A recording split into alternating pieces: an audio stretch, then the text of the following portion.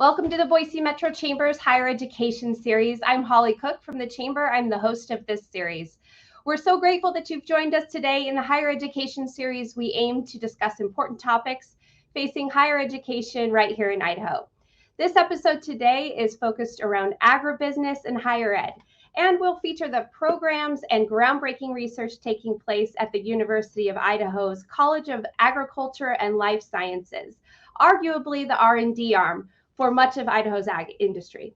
Today, we have a guest moderator for this episode of the Agribusiness and Higher Education series. It's my pleasure to introduce Carly Shefflin. Carly is the Director for Communications and Strategic Initiatives in the University of Idaho's College of Agricultural and Life Sciences. It's great to meet you, Carly. Thanks for being here. Excellent. Thank you, Holly.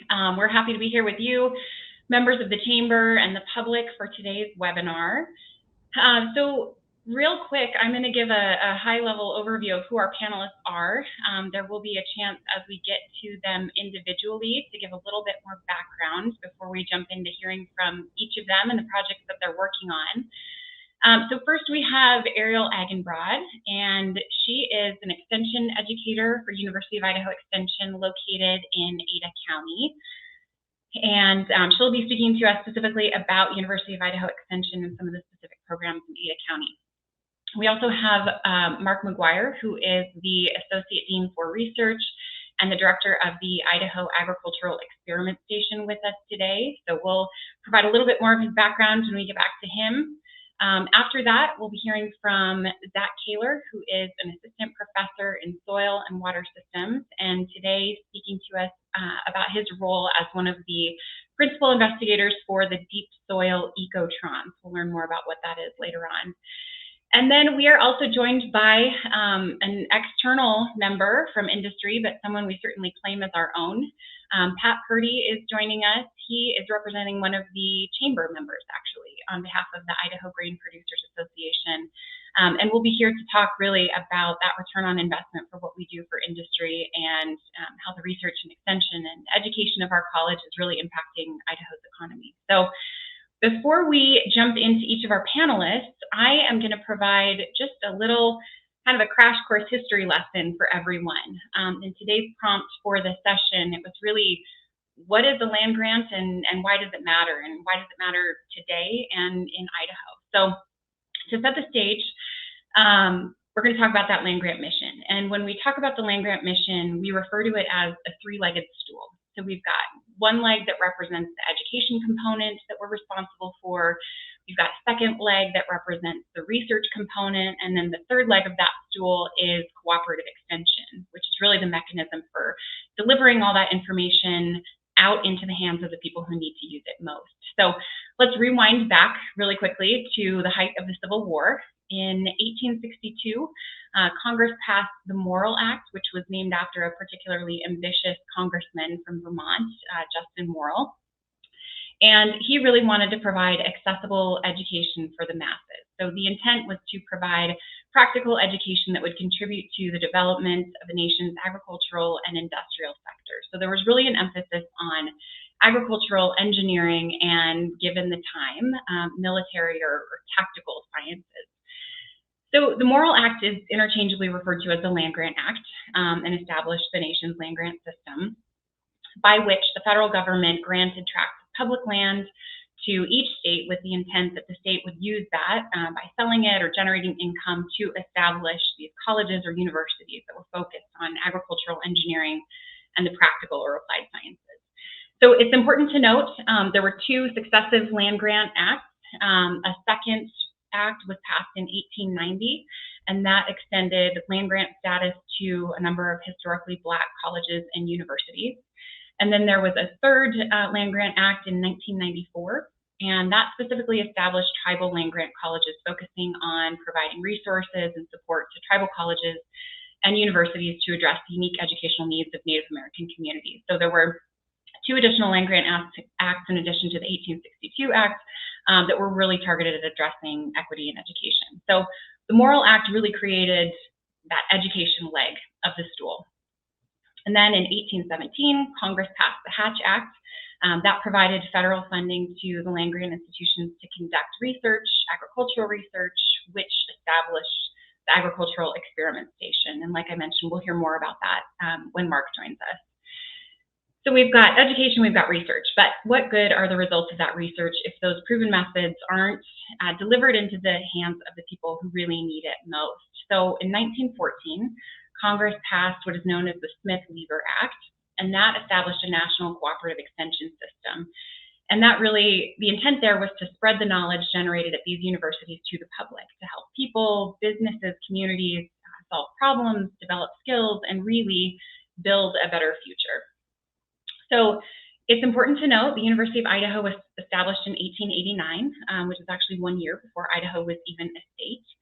And Idaho, at inception, accepted into code the federal obligation to maintain a land-grant university for all of the reasons that I just ran through. And so that is the University of Idaho. So not only is the land-grant mission, baked into our identity as a university, I'd say it's baked into, and perhaps maybe one of the key ingredients in the identity of Idaho.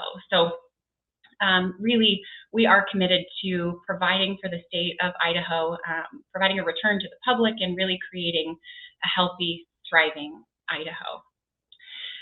So before we get started, I want to share that the Boise Metro Chamber Higher Education Series is brought to you by Sparklight. And before we get into talking with our first panelist, let's check out this great deal that Sparklight has for you. Your spring just got a lot greener. Switch to Sparklight's award-winning internet and save on speeds up to a gig with our lightning-fast, fiber-fueled network and proven 99.9% reliability. You can stream smoother, game faster, and work smarter. Plus, you'll get more out of all your devices with our guaranteed whole-home Wi-Fi and unlimited data included. Don't miss out on our spring sale. Call or scan the code today to take advantage of our lowest price ever and free installation. Great. So as I mentioned, we're going to hear from our first panelist, which is Ariel Agenbroad. And we just talked about the education, research, and extension legs of that stool. And Ariel is really going to help us dive into, okay, ancient history, develop these programs. What does that mean today? And what does University of Idaho Extension look like today? How is it really providing that benefit to the state and impacting the lives of Idahoans? So for over 16 years, Ariel has served Southwest Idaho as a U of I Extension professor and educator who is focused on community food systems, urban agriculture, and small farms. Her areas of specialization include home and market vegetable production, food safety, direct marketing of small farm products, organic production, and gardening with youth. So she is located in Ada County. She is particularly positioned to speak to some of the programs and really the impact right here in the Treasure Valley. So with that, Ariel, welcome. Thank you, Carly. And my office is not nearly as tidy as all of the rest of you. So I have my background blurred, but it's doing some weird things to my head. Well, we are happy to have you regardless of what state your office is in. So first, I really would love for you to dive in a little bit deeper. I gave an overview of the reason we've got extension, but can you help explain what does that look like in Idaho? What is University of Idaho Extension? Sure. Thank you so much. So all universities engage in research and teaching, but like Carly said, land-grant colleges and universities like University of Idaho have a third critical mission, and that is extension. So extension is a cooperative agreement between the federal, state, and county governments. We have a physical presence in 42 of Idaho's 44 counties, as well as partnerships with our 3 federally recognized tribes. So counties typically provide the funding for our office space, the administrative staff. They keep the lights on, they keep us going, and the university funds our faculty positions with both state and federal dollars. And I should add that we also, as extension educators and on our teams, do get our own funding, often through USDA grants, community foundations, state agencies, sometimes even our local hardware stores and other community sources of funds to really grow, expand, and deliver our extension programming. And I thought about this, what does extension look like? And I really have to say that extension looks like the communities that we educate, because we are all part of those communities. We live here too. We shop at the farmers market. Our kids go to schools and enroll in 4-H. We care about the same issues that affect our clientele, and we've invested our careers in bringing our expertise to address those needs because it supports the success of everyone in Idaho, and we're a part of that. I also would say that quite a few of us are vandals too, and you can certainly tell which offices have vandal educators in them. But we do attract educators from all around the country and sometimes even internationally that bring their expertise around agricultural sciences in our communities. Excellent. Thank you, Ariel. So you did a really great job of, painting a picture at how intertwined Extension is in the communities, not just through the programs, but really the people.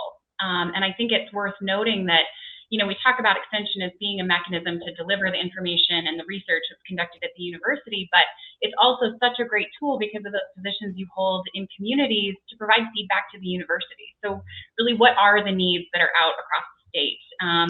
What problems need to be solved, and have that help inform research that's conducted at the university. So with that, I would love to know, there's a lot of areas that Extension touches, everything from health and wellness to potato production and caring for livestock and agricultural economics. So what are Extension's priorities?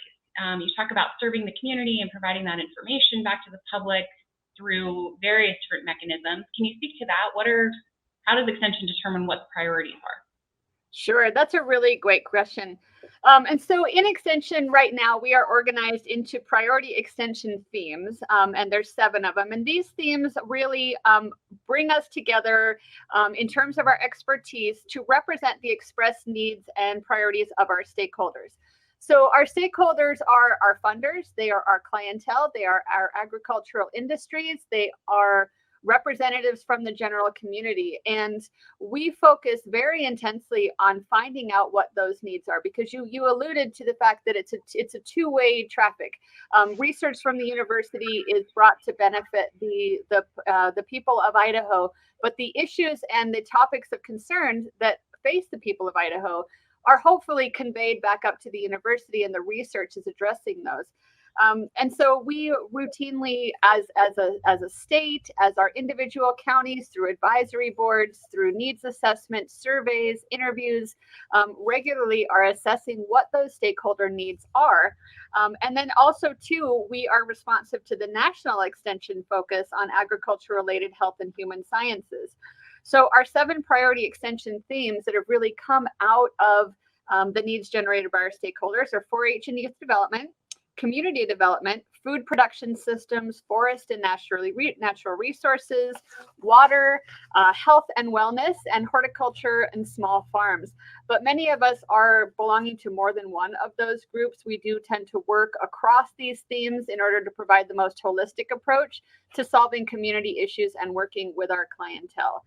And many of our educators do not have the luxury of really specializing because they might be the only faculty in that county. So they might have an ag background, but they are also helping to run the 4-H program. They're answering home canning questions. They're identifying insects and pests for home gardeners. So they really can do it all. Excellent. Thanks, Ariel. So you talked about those priority areas and really addressing the needs across all sorts of different topics. What methods of delivery does Extension use to reach people? Certainly different than it was when cooperative Extension was established, but how is the University of Idaho Extension, meeting the people where they're at to deliver this information today? That's a really good question. I would say fundamentally, what we do in Extension is we put scientific knowledge into practice, right? We're building on that legacy of over 100 years of taking knowledge gained through that research and bringing it directly to the people to create positive change. But obviously, we're well aware that people have a lot more access to information than they did 100 years ago. And so I would say the difference and really what makes Extension unique is how we're conveying that information. So our ability to partner with community leaders on the ground, other resource providers, agencies, organizations, businesses, at the county and individual level, allows us to connect to people with really high quality, reliable information. And I think that's still unique in the world. And when you participate in an Extension program, whether that is a one-day seminar, whether it's a 16-week class, whether it's a year-round program like 4-H, you're not just being presented with static information as an audience member. You're being engaged hands-on in the teaching and learning process. You're becoming more empowered to use that practical knowledge and skills to make changes in your work, your life, and your family. So we engage learners in a number of different ways. We do have digital, presentation and delivery, but it's often still very engaged, very hands-on. And when you take a live class from us, you're typically doing, through that class, you're trying something, you're given a chance to experiment with it, you're making a recipe, you're testing an animal, and especially for our youth programs, it's really about that learning by doing. Excellent. So learning by doing, I'm wondering what you're doing in Ada County. We talked a little bit about the programs that you're responsible for, but thinking about a lot of this audience, the Boise Metro Chamber, we've got folks really in the Treasure Valley. What programs do you offer that are accessible to people in that region? That's excellent. So I did want to just mention a little bit about our whole office. So Ada County is obviously becoming increasingly urban, increasingly diverse, and our extension presence in Ada County reflects that change and responds to it. I will say we are the first county extension in Idaho, and we've got some wonderful old documents and annual reports dating back to, a really long time ago in our drawers, and occasionally we pull those out and look at them. But we have 6 faculty in our office and a number of other program staff. We cover topics related to human health and nutrition, diabetes prevention, healthy aging. We have a very robust 4-H youth development program that focuses a lot on STEM and also outreach and engagement with our diverse youth and families. We have an educator working in personal finance, and then our horticulture educator works to support the green industry, and well as the thousands and thousands of home gardeners and those with landscapes, particularly interested in water conservation and integrated pest management. And then we also have community food security and small farms, and small farm entrepreneurship, and those are my areas of focus.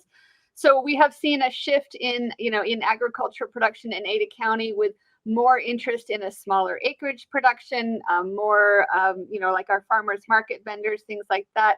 So I typically work with the small acreage farmers and ranchers, with our farmers markets. I address issues around food safety, farm to school gardens. I work with military veterans that are interested in starting an agricultural enterprise. And really any other topic that is related to food access, food production in an urban space, and opportunities for small business development and conservation of natural resources, in doing those activities. That's great. The Ada County office is such a great representation of the diversity of programs that are really in people's backyards.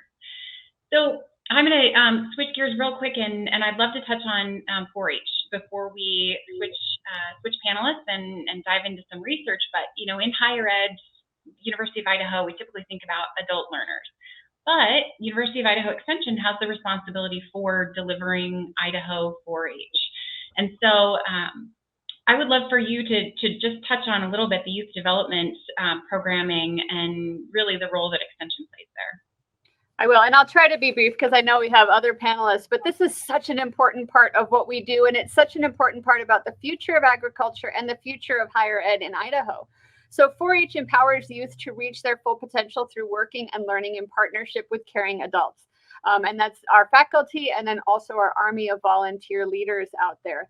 4-H began also more than 100 years ago, and it's really transformed how science was taught outside the classroom through, again, that practical hands-on programming and experience that we still share. 4-H is one of the first organizations in America to teach young people leadership skills and how to impact their communities. And if you aren't familiar with it, the 4-H's are head, heart, hands, and health. And those 4 values are woven into the hundreds of different project areas like health, science, arts, agriculture, and citizenship that youth ages 5 through 18 can participate in through 4-H. 4-H is delivered in a positive environment through in-school and after-school programs, school and community clubs, and even 4-H camps. We've got a summer camp.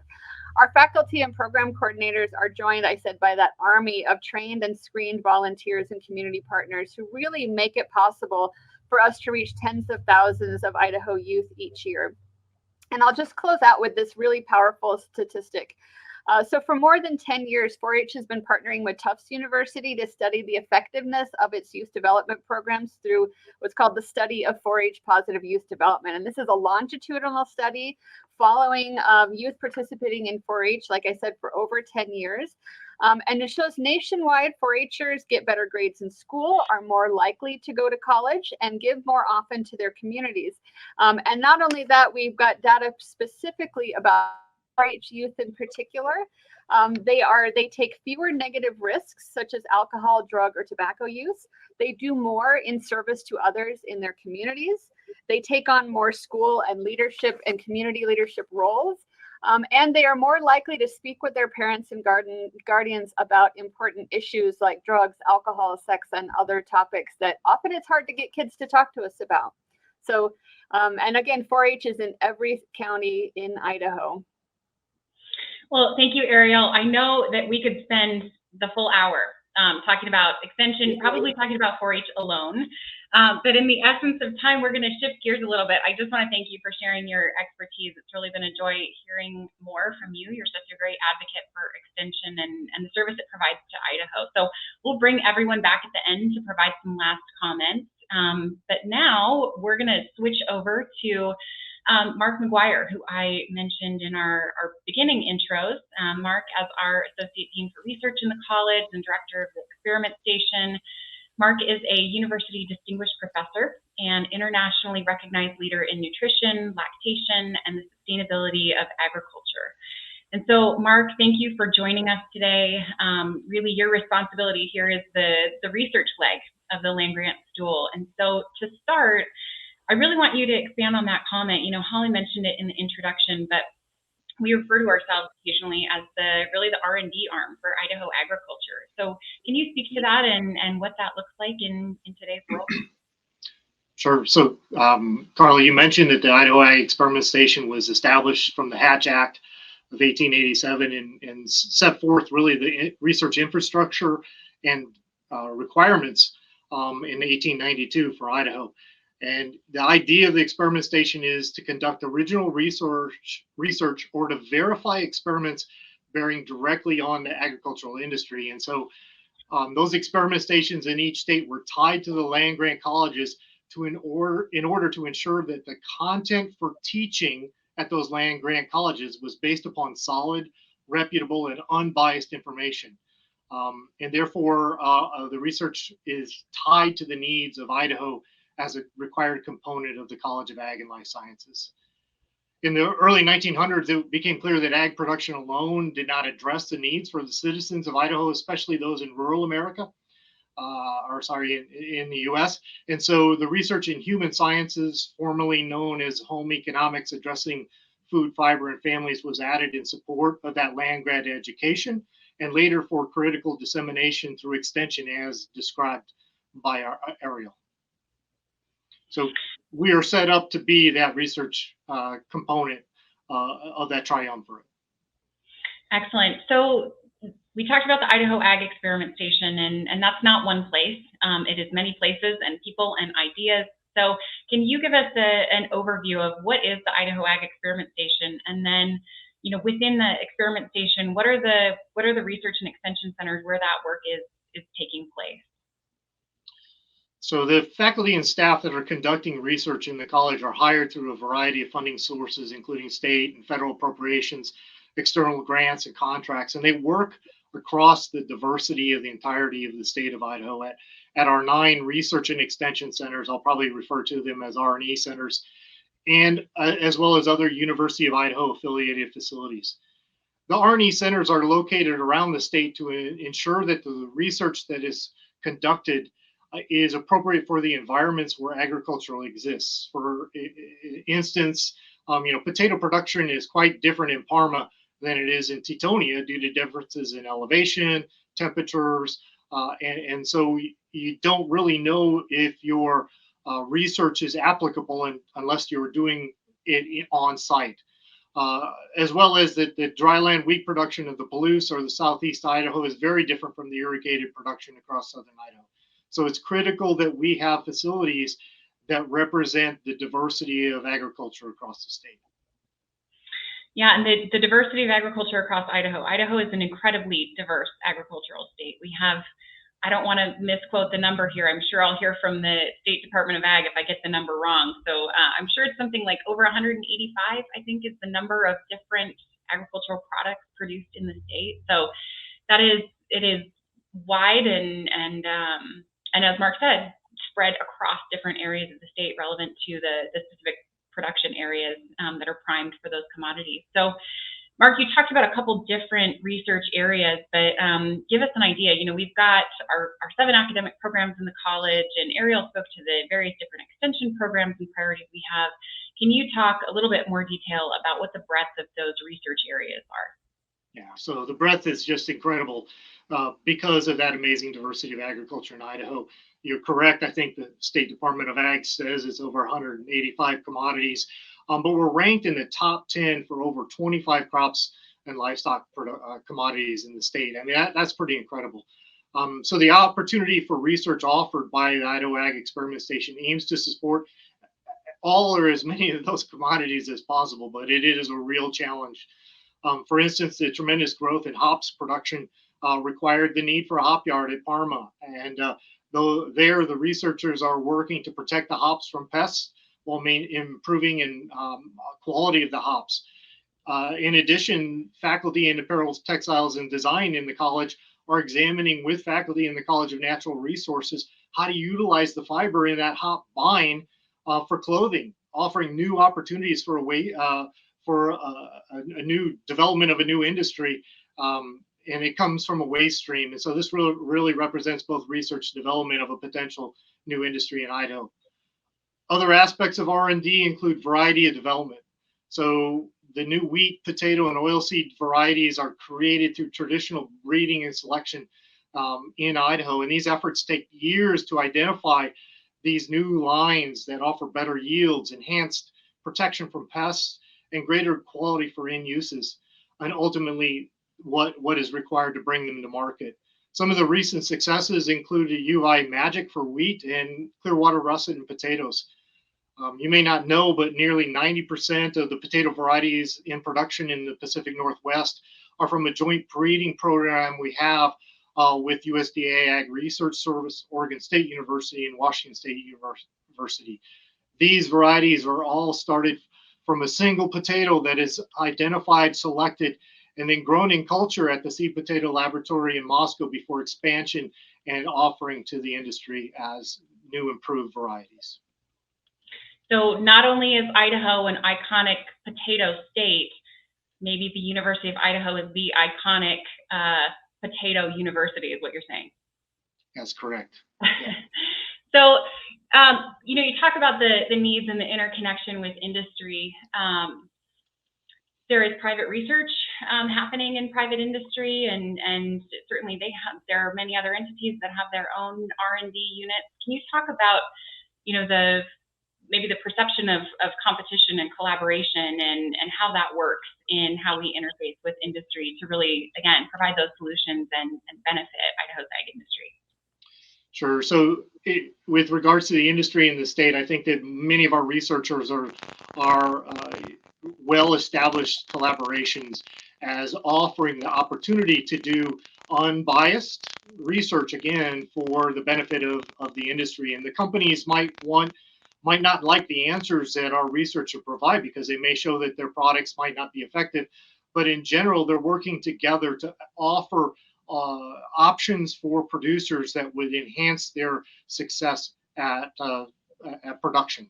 So it really is a working progress that there's significant collaboration, Carly, with industry throughout the state, whether it be the commissions themselves or specific industry or companies within the state. And that's the way that we're leading for success of Idaho. One of those clear collaborations is our wheat breeding program. We're in partnership with Lima Grain Cereal Seeds in a joint breeding program so that we can effectively move the varieties that we're producing forward faster and offer them to the wheat producers. Great, thanks, Mark. So we've got a couple minutes left again before we move on to our next panelist.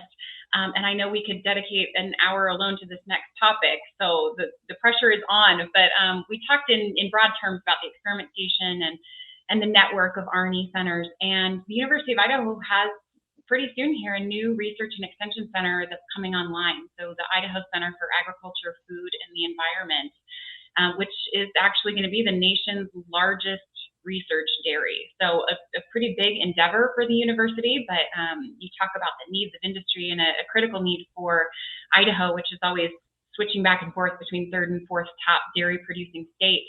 Can you give us a high level overview of what Idaho Cafe, as we refer to it, as the acronym spells out? Tell us about what Idaho Cafe is and really why it's important for Idaho.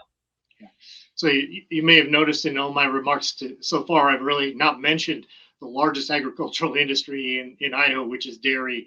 And certainly we have a 100-cow dairy on campus in Moscow, but that doesn't reflect the fact that we are third in the country with regards to dairy production. And so this new facility, Idaho Cafe, north of Rupert in Minidoka County, will be a critical component of our R&E center system as it addresses the opportunities and needs of the dairy industry for the production of a safe, nutritious product for human consumption, and the environmentally friendly practices that are going to be required for that industry. And so the research is already underway on how to extract the nutrients from dairy waste streams for economical and sustainable uses that ultimately will allow the dairy industry to produce milk that is vital to the economic basis of Idaho. So that facility is going to be amazing. They broke ground a couple of weeks ago, and so hopefully we'll be milking cows there in early 2025. Great, thanks, Mark. You did a great job of condensing that down to a couple minutes. So I'm looking at the clock now, and I'd love to dive in further, but we are actually we're gonna shift gears. So thank you for your time, Mark. We're shifting over to Zach Kaler, and before I hand it over to Zach, we just talked about something that is the largest in the nation with this research dairy, and now we are going to talk about something that is the deepest, not only in the nation, but a research project that is kind of the deepest in the world. So Zach Kaler joining us is an assistant professor in the Department of Soil and Water Systems in the College of Ag and Life Sciences. His projects really focus on understanding ecosystem biogeochemical cycles, which we'll dive into that. You might get to share that in layman's terms for us, Zach, with natural and managed ecosystems, with really an emphasis on sustainability, resilience, diversity, and adaptation. So among a number of other research projects, Zach is a co-principal investigator on the $19 million NSF grant-funded Deep Soil Ecotron project that we'll dive into, pun fully intended here, into great depth. So with that, Zach, I know you have some information that's really going to kind of set up the discussion. So I'd like to hand it over to you to provide that intro. Great. Thanks, Carly. And thanks, Boise Metro Chamber, for having us here. I believe Holly it will be controlled slide about the Ecotron is it's hard to visualize, and especially if you're using words to describe 3-meter deep soils or soils that are going very deep into the ground. Are you all able to see? Okay, there's something. We're going fast.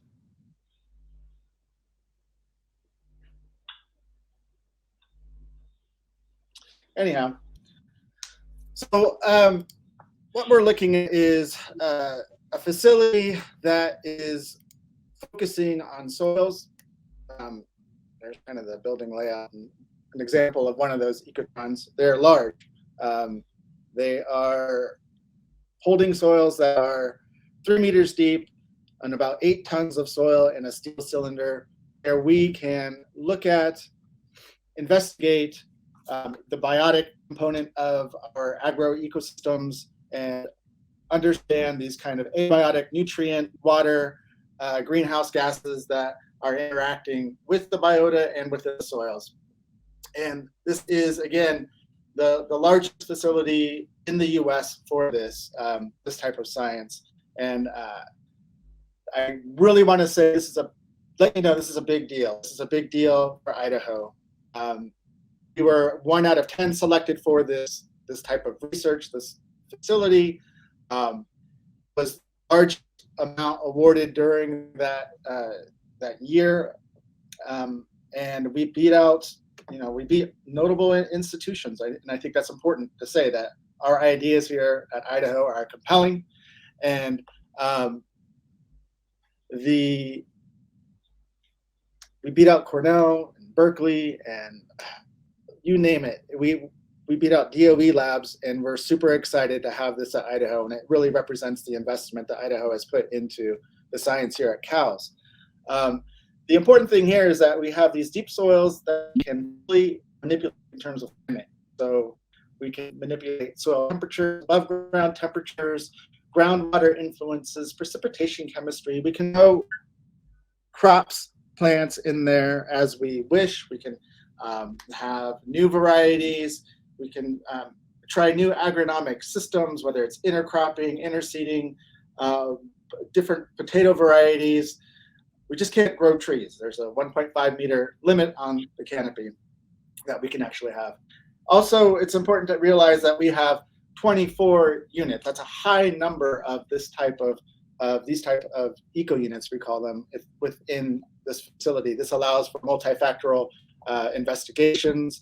It allows for concurrent investigations for different stakeholders, whether it's a scientist or if we have a farmer who has an idea that wants to try out, we can help them get involved. The other thing is that we went out recently and we took a look at ecotron facilities across Europe. This is where a lot of the ideas are coming from on this type of science. You can think about the US science going one way towards a lot of field.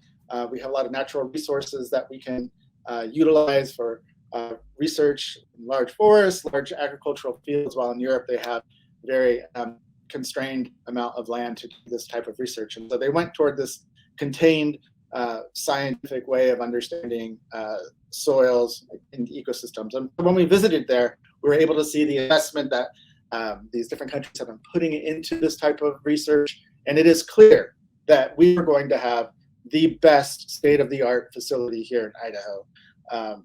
It's going to be the best and largest in terms of scope and also capability. So what does this mean for science or just research and agricultural business in Idaho? We will be able to understand the future needs of producers in Idaho, and that's important. We are facing new conditions that we're not used to in terms of our resources and climate. So if you try to base your decisions on the past 50 or 100 years on decisions that you're trying to predict into the next 10 or 15, that data, that information may no longer be relevant. So we can present Earth system models all day, and the producers aren't necessarily going to find that useful. But we're able to say to producers and Idaho Ag, what are your concerns? Let's test them and then show them that data. That becomes more compelling. That becomes more powerful in helping them make their decisions down the line. There are other things besides just testing crops or testing environmental conditions that might worry or have concerns for producers. There is opportunity for collaborating with industry and developing soil sensors that can understand deep soil. So whether that's using acoustics or tomography, high-level imagery, new imagery, that will be one way to do it. We can work with these industries to better understand how to get a lens or how to see deep soil. And that's something I shouldn't gloss over. At a very high level, we have a limited understanding of life and transformation of mass and energy below ground. That's part of the reason that we have this here.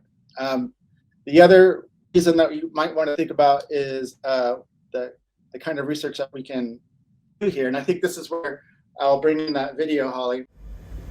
Yep. Oh, it's okay. Okay.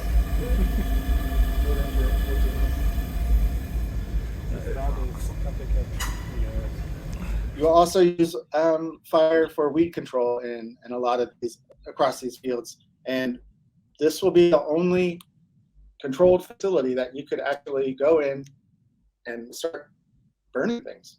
So we're pretty excited about that. And So I Zach, think you've I will turn it over- answered. I was turn it going over to to Carla. well, you've answered a lot of the questions that I personally had, which is great. I just wanted to help contextualize this too for some of the folks that are watching. You know, right now, when I heard you talk about this before, we really only know what the first 3 feet of soil is really where we have the most information. This facility is going to study soil up to 10 feet deep, and so sugar beets, for instance, you know, that's a crop, and their root system grows down 10 feet deep, and we're not quite sure what's happening down at those levels. So I just think it's really exciting when you talk about this project is really a new frontier. We know more, right, about the deep ocean than we do about deep soil. So talk a little bit about that. I mean, it seems like there is just unlimited potential. That's right. I mean, we know most studies are performed at, like you said, 3 feet, and that leaves out this huge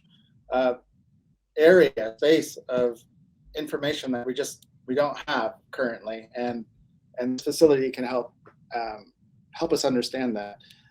The deep soils they're really a huge carbon sink, and whether you're thinking about carbon from climate mitigation, or if you're a producer and thinking about, well, if I'm growing deep-rooted plants, am I putting carbon below ground? And should I be rewarded through carbon credits or something like this? That is a possibility that we can explore. So there are these dual investigation trajectories that we can have, and it's just cool. It's just the information that we will have about deep soils is going to be just opening a whole new chapter for how we understand our ecosystems. Yeah, I think this project is really, you know, a great encapsulation of our researchers are explorers. And when you think about the research mission of the university, it's just they're on the cutting edge and exploring these new frontiers and solving problems, you know, proactively and creating solutions that I think are going to serve the long-term interests, certainly of Idaho, but especially in this case, there are national and global implications of the research. So before we shift gears real quick, I want to know from you, as a lead investigator on this project, what are you most excited about? I'm excited about the science. I mean, clearly, this is a facility that is going to transform how we understand our ecosystems. I love being able to change the system, in this case, a soil system, where push the biological frontiers. So this facility allows us control of the above ground environment. That means temperature, relative humidity. The soil temperature can go down to about 5 degrees below 0 Celsius. This gives us unprecedented control of the environment to test what the future is like, and we can show people what their plants are going to look like, what their fields are going to look like for conditions in the future. Excellent. So I know we weren't able to show, you know, the full photos at the beginning, but I know you do have a website, right? That's got some of the visuals and kind of conceptual renderings of what this looks like. Do you want to share that information for any of our viewers who want to go seek out more? Sure. It's deepsoilectron.org, all one word. It's still under construction, but you can get some of the basics, like you said, Carly. I appreciate As is that. the research, right? Always a work in progress. Excellent. Thank you, Zach, for your time. We'll, like I said, we'll bring everyone back at the end. So right now we're going to shift gears to outside of the university. I mentioned earlier we are joined by a member of industry. Pat Purdy is joining us today, and Pat is a University of Idaho alum, not from the College of Ag and Life Sciences. So like I said, we like to claim him. He received his degree in mechanical engineering. He's involved in his family's peekaboo-based cow-calf operation and diversified crop operation, where they raise dairy quality hay, malt barley, and mustard seed. They also manage private fishing club and guiding and outfitting businesses. Pat is also a member of the Idaho Grain Producers. He's a former Idaho Barley Commissioner. He currently serves on our college advisory board. He is a national representative for the Council on Ag Research, Extension, and Teaching. He's involved in a number of different ways that might take the remainder of our time if I listed all of them. So all that to say, Pat is incredibly engaged and a great representative of Idaho's ag industry. So Pat, thank you for joining us today. Thank you, Carly, for the gracious introduction. And I apologize for my surroundings. I'm actually sitting in my mobile office known as my pickup truck just outside of Fairfield, Idaho right now on the way back to Boise. I'm actually leaving for a wedding here later today, coming back from a funeral. So I do want to put in a plug, Peekaboo Livestock Company, the name of the organization, our farm operation actually predates both the state of Idaho and the University of Idaho. We date back to 1883 when my maternal great-great-grandparents filed on the land around Peekaboo and founded the town of Peekaboo. And so we've been around for a long time. So thank you, Carly. So Pat is in a unique position here. Generations who have probably seen the return from certainly agricultural research and extension, and that has probably come to bear on an operation that has been around since as you mentioned, for generations. So with that, I think you are, like I said, uniquely positioned, just given all of the different engagements that you participate in, to really speak to the public good portion of it. So we, rewinding back to the beginning of the show, we outlined really what the mission is of a land-grant institution and the dedication to serving the state and the state's people and providing that return to create a healthy, thriving Idaho. So with that, it's your chance to kind of put a nice little bow on today's session. You've sat in a position where you've evaluated research projects in order to fund research projects. You've been a cooperating producer who has helped our research and extension faculty advance their research projects. So in your unique perspective, I'm going to ask you the big question first, then we can dive into the details, but how do you see the college, the University of Idaho, really contributing to Idaho's ag industry, both as an individual producer and then really for industry at large? Well, we've talked about so many things today, and research obviously has been a huge element of that, but I've also used data coming from the University of Idaho extensively to help guide my decision making. And as a producer on the ground, trying to make a profit, trying to maintain a family business, I need data, I need information, and some of that's as powerful as the regular economic data that the college publishes, the ag economic data, so I can get a sense of where the industry has come from and where they think the industry is going. The operational cost information for me to understand, what it takes to operate a 200 horsepower tractor, or what it costs to produce a 1-ton bale of hay, so that I can nail down what my cost structure looks like, rather than me having to do all of that analysis myself. I can rely on the university's analysis, which is going to be more thorough and more reliable than my back of the envelope cowboy math. Fertility recommendations to help guide my decision making on what a typical barley crop might need, or what a typical alfalfa crop might need, or livestock fertility recommendations, or so much data there. I could go on and on. So much research on plant diseases and pests to help me make decisions, on farm when I see an issue.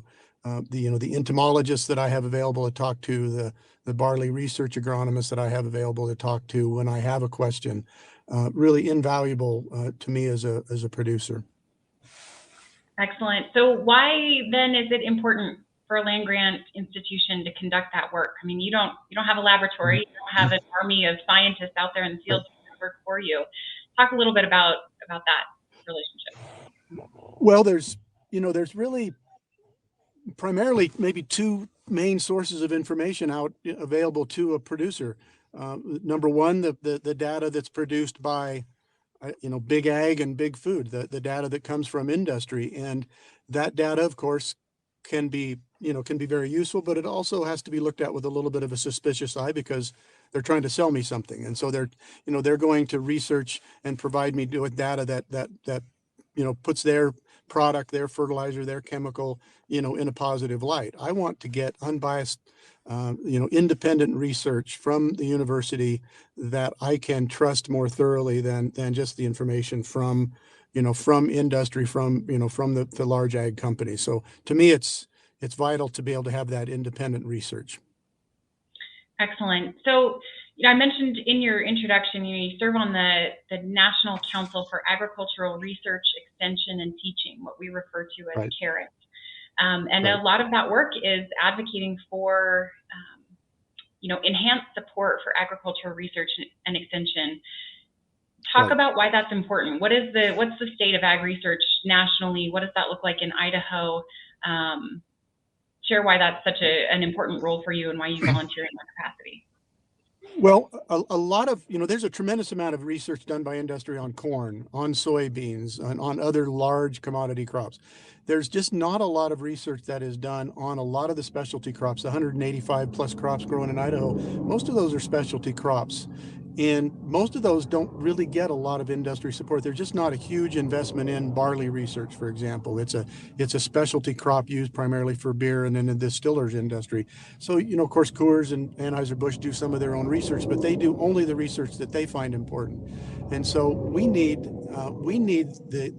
for national food security so that we can grow all crops, not just the high volume commodities. We need the federal government, the state government, the local governments to invest money in ag research, foundational, fundamental research that will help us answer long-term questions over time and not just focus in on, again, what big ag or big food cares about, but what we as an entire community of people who want to consume things other than corn and soybeans.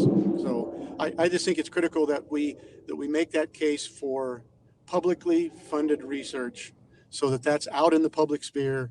It's not controlled by industry. The data is not controlled by them. It's controlled by the public and available to the public. Excellent. Thank you, Pat. So we mentioned you've been engaged at a number of different levels, and that type of engagement requires, excitement and passion. And what gets you most excited, I think, about what's happening within the University of Idaho, within the College of Ag and Life Sciences, and that return to the state as a member of Idaho's ag industry? Well, what's really gotten me excited in the last several years is what Dean Michael Perella and his team, including you and the other key people on his team, have been able to do with the University of Idaho College of Agriculture and Life Science. It's been phenomenal. The number of major initiatives, including CAFE, the deep soil ecotron, the new Climate Smart grant, the work up in Sandpoint, the work in Parma. It's just exciting as a native Idahoan to see this tremendous progress that the university has made in being able to serve the state and the agricultural interests in the state. Well, thank you, Pat. That's incredibly complimentary, and I think it's a team effort, right? You're an active part in that, and as Ariel talked about, and Mark talked about, and Zach, and the feedback from producers, and that engagement with stakeholders in the state, and really, curating our research and delivering that information to the people who need it most. I really think it's a group effort, and so it speaks to, again, just underlining that land grant mission and the priority for providing for the state. So I would love to talk more with each individual panelist that we have, but I see that we're kind of coming up on the hour now. We've got about 4 minutes left. I would love to bring back all of our panelists and provide kind of one-by-one opportunity for anyone to add additional comments to the conversation. Everyone has their own specific area, but as I mentioned, it really is a team effort. We're all pulling in the same direction. So if anyone wants to comment on any other piece or anything that might have been forgotten or overlooked, or provide any summary comments, I think perhaps we'll start back with Ariel. So Ariel? Sure, thank you. Oh, it's just so fun to hear from everyone. I would just I would recommend that anyone who is interested in the audience, or whether professionally or personally, find out what is offered at the Extension office in your county if you're not in Ada County. And if you're in Ada County, think about how we might be able to partner or team up, or if you've got a problem that needs solving and it sounds like something we can address. I really just encourage you to reach out and get to know us, and we look forward to meeting you. Great, thank you, Ariel. Mark? I'd just say that, as Pat said, the complexity of agriculture in Idaho is really, really challenging. But the college is fighting to provide that research and verification of practices to allow success. Most of our R&E centers are, let's just say, old. I think the average age of our buildings is over 50 years old now. And so those initiatives that Pat mentioned are critical to really allowing us to address the questions that the industry needs. And thankfully, the state and the industry have stepped up and supported those initiatives very, very well. And so we are trying to make sure that we're pertinent and continue to be pertinent for the citizens of Idaho. Great, thank you, Mark. Zach? Yeah, I think I forgot to mention that this facility is a facility for all, and so that includes private interest industry. And so if you have ideas or comments about how we can move forward, you should definitely get in contact with us. Great, thank you, Zach. And Pat, back to you. Well, I'm just going to put a plug in for all of you with kids or grandkids looking to move on to their next level of education, that you take a serious look at the University of Idaho. You take a serious look at encouraging your children or grandchildren to go into the agricultural fields. There are so many, amazing, everything from hands-on work to highly technical work, really to satisfy kind of any level of interest, I think, that a young man or woman would have. And finally, just go Vandals. Excellent. Thank you, Pat. So we have, we're all familiar with this line of work, and we do it every day. But I want to kick it back to Holly, really, to wrap up and offer it to an outside perspective. Holly, do you have any questions specifically for our panelists that joined us today?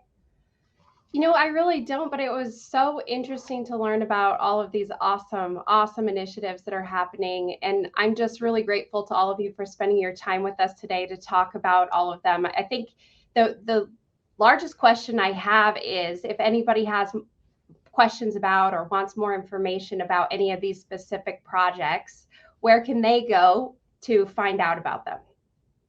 Yeah, so I would start certainly our homepage, and you can navigate to Extension, the Experiment Station. We've got contact information for all these folks. That's uidaho.edu/CALS. So CALS, not cows, but CALS, uidaho.edu/CALS. And that will provide navigation to all of this information on our initiatives, opportunity to sign up for newsletters that talk about all these exciting projects. So we hope to hear from everyone who joined us today. Awesome. Well, thank you so much, Carly, panelists. We're so grateful for all the time that you've spent and all of this incredible research happening right here in Idaho. We're so grateful that you really, truly are the R&D arm for much of the agriculture industry here in our state. Such exciting things. And we want to thank our sponsor, Sparklight, for making this series possible. We're so grateful to them. So make sure you check out their deal that they provided earlier today. And then we also want to thank our media partners for sharing this content on their streams as well. So thank you to the Idaho Capital Sun, Idaho Press, Idaho Education News, and the Idaho Statesman for being our continued supportive media sponsors for the Higher Education Series. Thank you, Carly. To all the panelists, we're so grateful for your time today. And thanks for joining us on the Higher Education Series. Have a great day, everybody. Thanks. Bye, Holly.